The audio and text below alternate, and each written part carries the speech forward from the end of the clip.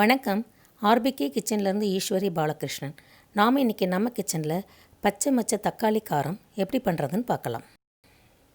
200 ml கப்பில் 1 cup பச்சை மொச்சை க்ளீன் பண்ணி வச்சுருக்கோம். 3 தக்காளியை பொடியாக அரிஞ்சு வச்சுருக்கோம். ஒரு பெரிய வெங்காயத்தை பொடியாக அரிஞ்சு வச்சுருக்கோம்.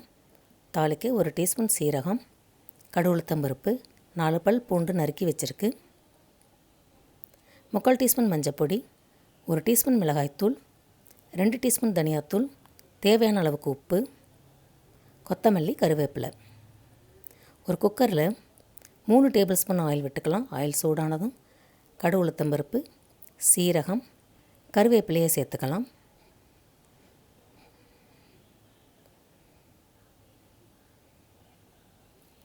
வெங்காயத்தையும் நறுக்கி வச்ச பூண்டையும் சேர்த்துக்கலாம்.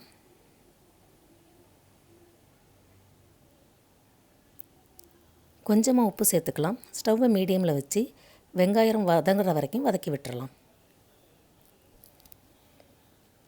இப்போ நாம் எடுத்து வச்ச எல்லா தூளையும் உப்போடு சேர்த்துக்கலாம். ஸ்டவ் சிம்மில் வச்சு கிளறிக்கணும்.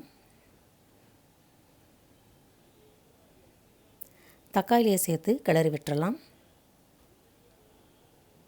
குக்கருடைய மூடியை போட்டு லாக் பண்ணாமல் மூடி வச்சு சிம்மில் வச்சு தக்காளியை மசிய விடலாம். தக்காளி மசிஞ்சிருச்சு. இப்போது பச்சை மொச்சையை சேர்த்துக்கலாம். 1 டம்ளர் தண்ணி சேர்த்துக்கலாம்.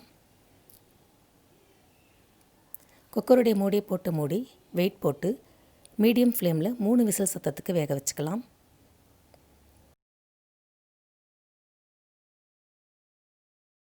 மொச்சக்காய் வெந்துருச்சு.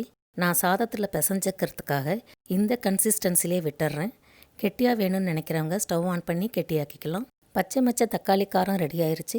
செய்து பாருங்கள். பிடிச்சிருந்தா உங்கள் ஃப்ரெண்ட்ஸ்க்கு ஷேர் பண்ணுங்கள். நன்றி.